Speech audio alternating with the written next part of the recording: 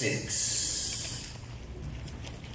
Going to read from the English Standard Version, verses 19 through 24. Only have 2 points. Hopefully I can flow through them. That's Matthew chapter 6, coming from verses 19 through 24 from the ESV. Those who have it can say amen. Amen. If you're ready to read, please say bless the word. Bless the word. The Holy Spirit says, "Do not lay up for yourselves treasures on earth, where moth and rust destroy, and where thieves break in and steal. Okay. But lay up for yourselves treasures in heaven, where neither moth nor rust destroys, and where thieves do not break in and steal. Well, For where your treasure is, there your heart will be also. The eye is the lamp of the body, so if your eye is healthy, your whole body will be full of light. But if your eye is bad, your whole body will be full of darkness. If then the light in you is darkness, how great is the darkness? No one can serve 2 masters. 3 is out of the question. But no one can serve 2 masters. For either he will hate one and love the other, or he will be devoted to the one and despise the other. There's 2 ends to this stick. You cannot serve God. And the ESV says money. You may be seated. Familiar passage, no doubt. Simply titled Treasure. And one of the focal points is the verse from which the word treasure is coming in verse 21. We know it well, where your heart is, that's where your treasure is also going to be. In the Lord's church, how would we know where a person's heart truly is? What do you really care about? What is really important to a member of the body of Christ? And what would be the evidence of that person's focus? If you say you about it, without you even opening your mouth and telling me what it is you're about, if I were to investigate you and ask somebody near you, those who know you, what would I find, or what would be uncovered and considered the things you value the most? What would I find out about what it is you personally treasure? I'm going to use also some of the imagery from the ancient Near East, in that area we currently call the Middle East. The Egyptians also had an Egyptian myth, and it was when they would die, their heart was weighed on what they call the scales of Ma'at. Scales as in measuring beams or measuring instruments. And it was said that the person's heart would be weighed against what they called the 42 negative confessions. Things that you have not done. In other words, I have not done a certain thing. And these things are you being absent or void of these situations in your life, made for a heart that was on par with the law. It balanced out. And so your governing of your physical life by the law kept you light spiritually, if you will. In other words, you were focused on the non-physical that helped you navigate through this physical earth. And some of us have stories of wisdom shared with us by parents, things that we value. You know, mama said nice little things that kept life a little easy. If you don't have nothing nice to say, stuff like that, don't say it at all. And while that statement may not have given you any money, so to speak, but it became a treasure in your heart, something to guide yourself by. And these laws that they had, these negative confessions, were just like these parts of wisdom that mother used to share. The heart was pure until we added physical weight of things like worry, things like doubt.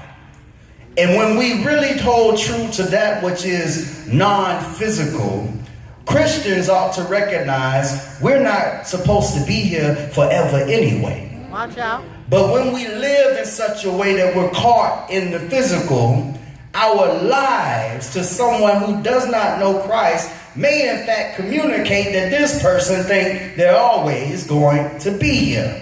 There was a story of a rich man that said, well, self, you've done pretty good for yourself. I've gotten a whole lot of wealth over here, a little bit of wealth over there. Matter of fact, I'll just tear down these old storehouses and build me a new one. It's kind of like you done reached the $100,000 limit in your bank account. I mean, self in his day and time was doing pretty good. So he decided he gonna go to another bank. The bank he was at got too small to hold his money. Y'all all right, somebody? Y'all ain't never had that kind of problem. They can hold you. But this particular person in the form of self was doing so well that he had money on top of money on top of money. It's kind of like when Jay-Z said if he passed, his money would last 3 lifetimes. Probably a little longer than that. But the point is that he had more than enough. And we too would love to live this way, except that the Bible calls him a fool. Because what he didn't know is that his life was going to be required that very night. And trying to focus this lesson, it was difficult for me because I'm having to do something that we don't normally like to do, and that is look at self for what self really is in the mirror. And what I mean is this morning you might find out that your Jesus to you ain't that important to you by way of the actions that you display. Making this personal. We're not talking collectively. You got to look at yourself in relationship to the text. So I want to deal with what the treasure is. So not only you can identify it in your life, but I also want to deal with this treasure and has it been devalued or not? What is this treasure? And also want to talk about where this treasure might lie. Verse number 19, he says, lay not up for yourselves treasure upon the earth, where moth and rust doth corrupt, where thieves break through and steal. The world has given people respect with the appearance of these people having a masterful command or having stuff. Even in the book of James, it gives us an illustration of a rich man coming in among our number. And they know that this person is rich by observing what it is they're wearing, how they look. And y'all know how we size each other up. Ladies, at the higher the hill, whatever, I don't know what that means. They wear the cutest things that they can't walk in. I'm Brother Brown. And so we look at each other and we assign perhaps a status to it. And we may perceive that person to be some great individual by the things that they have. But we can also, depending on how well you know the person, you can determine what it is that is truly valuable in their life. The word treasure here not only deals with an area you put valuables in, but it deals with the actual things of value themselves. What is it that you hold as a treasure? Or what is it that you focus your energy in acquiring? See, in that day they had mud brick houses. And people that would store things in their houses, like gold or whatever there was of value, frankincense and all of these fine spices, the alabaster box you might remember, and they tried to keep it in secret places in their homes. But when people knew that you had a thing and they wanted it but were too lazy to work for it, they would do the same thing folk do today. They try to move in on you, watch your moves, or go in your house and get your stuff. I just found it interesting that because the houses were made of mud back then, Brother Cooper, that these individuals were called mud diggers. Well, y'all ain't in here. You know, today's time, we call a female that's trying to move in on a male because he has some money. We call them another kind of, y'all in here now? no. But back then, they were known as mud diggers, and it would apply to whomever the digger was, male or female. It was somebody trying to get your stuff. And I just want to know that if we could put a physical value even on that which is spiritual, if somebody were to dig into your stuff, are they going to find things of this earth that the moth would eat up and that rust would corrupt away? Or would they find some love, some joy, some peace, some help for the brotherhood? Would these be the things that they would dig in and find? And do we even live in a world where people want that type of thing anymore? Well, see, your heart directs your energy.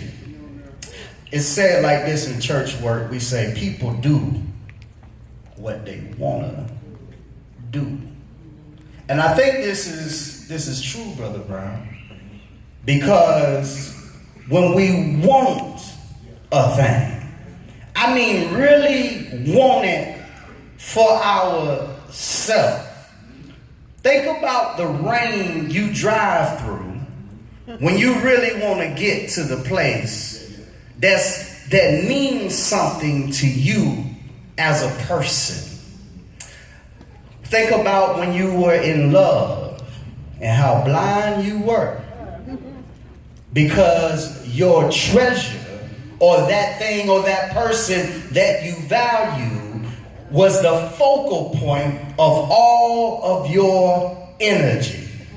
And depending on what it is or where your treasure is, that thing that you have valued so highly, this begins to govern how you spend your time, how you spend your money, how you hold your face, your disposition, your character, whether or not you're happy, whether or not you're sad, has a whole lot to do with what it is you truly value. Be it the physical things that anybody can pretty much get, or whether or not you value or put a value on the things of the spirit.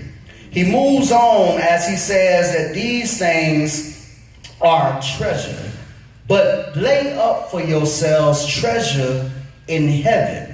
Now see, this is where it gets hard, because all you've known all your life is what you can see, hear, taste, touch, and smell. It's kind of like on the movie The Matrix. You've been born into a prison, so to speak. well, And all you know is what these senses reveal to you in the body. And then we come along talking about something that transcends the here and now, that always is, always will be, and is present right now, even though you can't see it. We ask you to have something called faith, the evidence of things hoped for. But it shows you or gives a solid position on a thing that you can't even see. And we're asking people to put their treasure, their trust, their full energy into that very thing. And moving forward, as it says, but lay not up for yourselves treasures in heaven, where the moth nor the rust does destroy, or where thieves do steal. This is not where you're called to have it. But where your treasure is also important. Its location. For where your treasure is, the Bible says, there will your heart be also. Now this is where I want to be. In the context of what we're talking about, it uses an ancient word of mammon. And mammon equates to the Aramaic word money. How many of y'all can know something about the subject of money? Well, this topic literally will hit us in the pocket if we go ahead and take the words for what they are and for what they truly mean. So you cannot serve, and in this regard, we're talking about when we say your treasure is that thing that you are fully emotionally invested in. I mean, you put energy into whatever this thing your treasure is in. If you don't have this thing, you feel as though I can't even live if I don't have that. Some of y'all know how it is. You had that maybe it's food. A certain type of food. Some of you love red velvet so much that when you see the little meme come up on Facebook and this one thing gotta go, everything can go but the red velvet cake. If that's your thing, you treasure it, you love it, you have this affection for. Or maybe for you it's your car. You know, men, we have different things too. I know women, it might be your purses and but men have things too. For some of us, it's our stuff. And that's really also what this is dealing with. Tangible things, your stuff that you really care something about. Y'all gonna see where I'm going in a minute. See, some of us, you can't even get in our car, Brother Cooper, without tapping off your feet. Well. But when it ain't your stuff or perceived as your stuff, that becomes something you're not very much so in tune when you don't see it as your stuff. okay. That's right. Okay. That's right. I'm treading lightly because y'all might not like me by the time I'm It's all done. right. It's all right. True, bro. When it's your stuff, your thing, your blood, your sweat, your tears, and it helps you to acquire something you set a goal to get.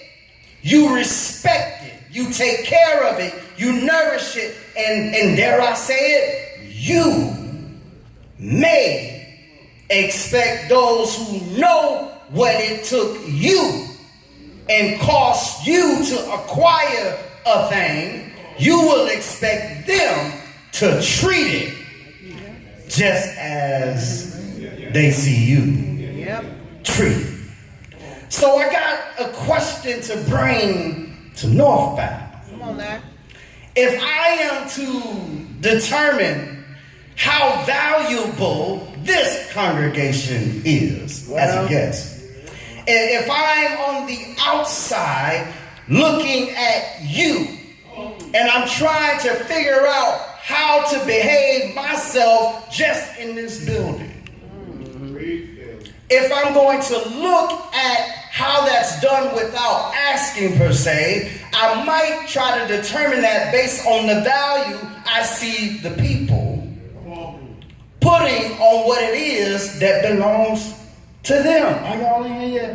Come on. Come on. And so we see here a principle that even works in our own life. You don't just do your CDs and your DVDs any kind of way. Y'all ain't. Come on. See, everybody ain't the same on that. Some of y'all take the CD out and you just toss it to the side.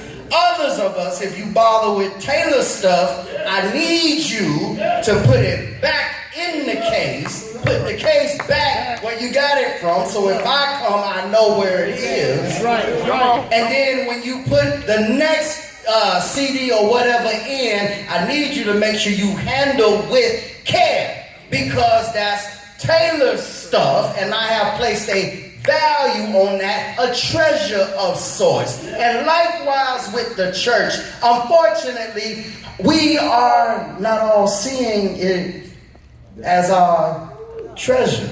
All right. We see it as other folk stuff.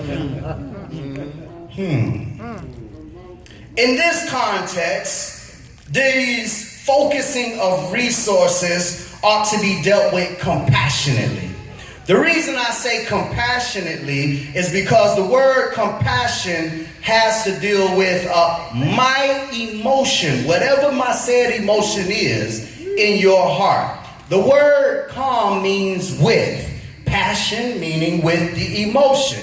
So with you, or my pain is in your heart. If I'm hurting and you have true compassion, you might as well be the one hurting. Because what you're going to say is, until he is healed, I will continue to work or deposit resources to heal said person's pain. Are y'all right? All right. Because now when I get ready to use my resources compassionately, what I am saying is, whatever I'm spending my energy in, I'm spending my energy because I am incomplete if this thing is not well oiled and working well. Put that together. You are literally putting your money where your treasure really is, church. I was at a conference and I was talking with a more seasoned minister. Some issues at the church, and I wanted to understand them a little better, Brother Cooper. The seasoned minister, I'll tell you his name, great man, David Jones. And he said, here, I'll show you what the church values. He said, but you've got to first show me the financial report. And on the financial report, he simply picked out what's the biggest, what are you spending most of your money on? And when we went to that item, it was very revealing as to what we spend most of our money on. And likewise, while we could criticize a church and a group, so to speak, as a whole, this is not about that this morning. It's about you. It's about me. It's about football practice being more important than the church. Come on now. Come on now. Come on now. Told you you ain't gonna like me. Come on now. Amen. It's about Dolce and Gabbana being more important than what I'm finna give this week. Come on now. Come on. Break it down. It's about, I know the value of Christian education. Well, But I'd much rather spend $300 to $400 on sports camp than $100 to $200 for biblical education. Come on now. I'm sorry, I don't have pretty pink words this morning, but I'm trying to make it plain. Yeah. I'm trying to help you to understand that where your treasure really is, Come on now. what you really value Yeah. will get your attention. Yeah. And what you really truly value will get your resources. Yes. That's your time. Yes. That's your effort. Now let's come even closer. What you really place a value on, that you will work for, it'll get in your pocket. And it will get your funding. Y'all all right? Amen. We pay for what we really want. Yes. and we pay for things that are valuable. My question is when did, I'm not going to even say is it, but because I think it is in this generation of time, but when did the church devalue? Well, I'm not asking if it happened. I said, when did the church lose its value? When did it become a secondary or maybe even a third treasure and not the primary treasure? In the last verse, and I'm going to get ready to go into the points as I enumerate what I think has happened to us in some form or fashion. I want to read again 21. For where your treasure is, there will your heart be also. Now your heart is where your seat of emotions are. See, you feel how you feel based on your heart. In the East, the reason that they would beat or point to their chest is because they believe this is the very center of your being. All right. And the reason they're saying that, they're saying, with all that I am, I mean a thing. And can we truly say that where we serve or where we call our church, can we truly say that the church or the well-being of it is in our heart, or has this become secondary? Because it used to be a time when we are social beings and we love to socialize. See, Facebook has created a way for us to socialize instantly and across all distances. And one of the things that they've discovered with Facebook, and they've been on trial about this, is that it's actually addictive. Here's the science, y'all listen. So what happens is that when you post something on Facebook and you start getting likes, or people start responding, you may not take note of it. But what actually happens when you see that is that your brain releases dopamine. And it gives you somewhat of a pleasure. Maybe the comment was negative, but it acts in very much the same way, because now you feel, I gotta respond. I gotta defend my position on what I just said. And so it becomes addictive because you're looking for that next fix. You don't know that's what you're looking for, but this is how Facebook has become addictive. It has become the social center of life. It used to not be that way. Before Facebook, before the internet, the center of all social activity, believe it or not, was the church.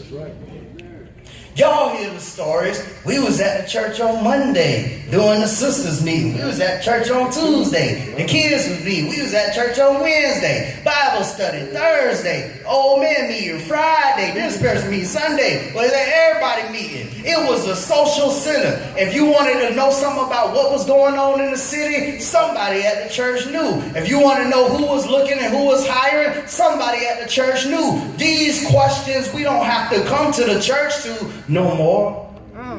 We have placed a value on our time outside of the church. Amen.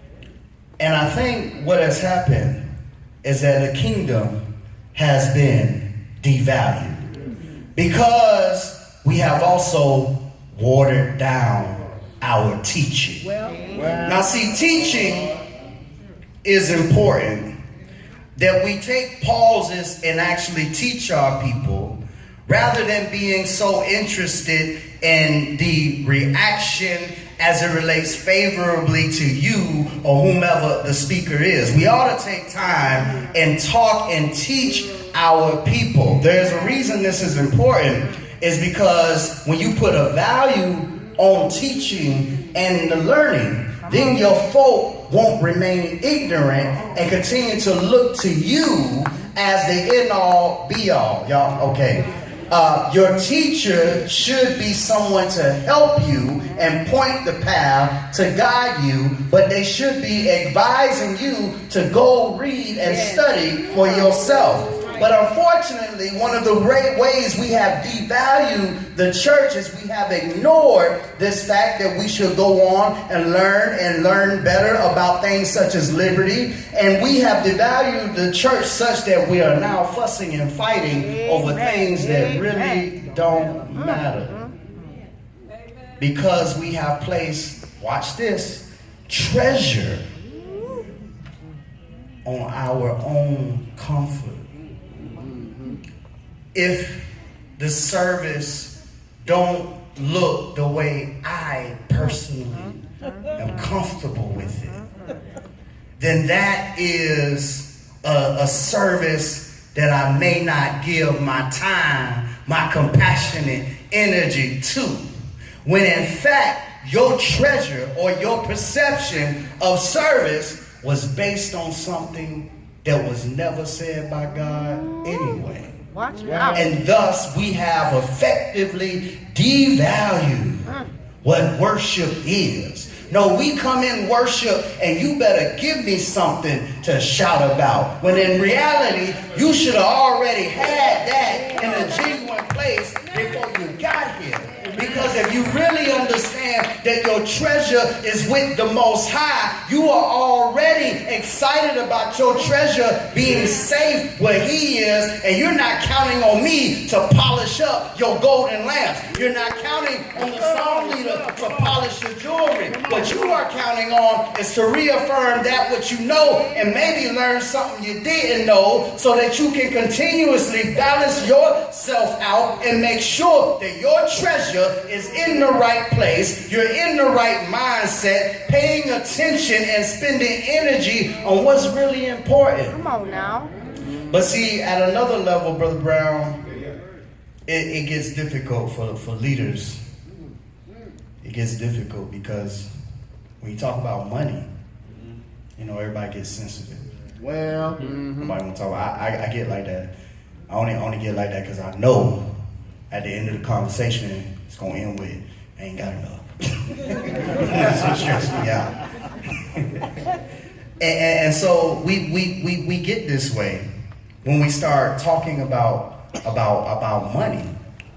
Because when we look at where we're putting it, the bottom line going to end up being, most of the time, secret. Y'all all right? We don't put it in the church. Well, amen. We light the lights, light the building. I'm comfortable. I know you're fanning, but the L word, we just probably didn't set the right temperature. It worked. And you like all of these things and they feel good. But what's the reality? If we were to do like Jesus is saying, if we were to break open the book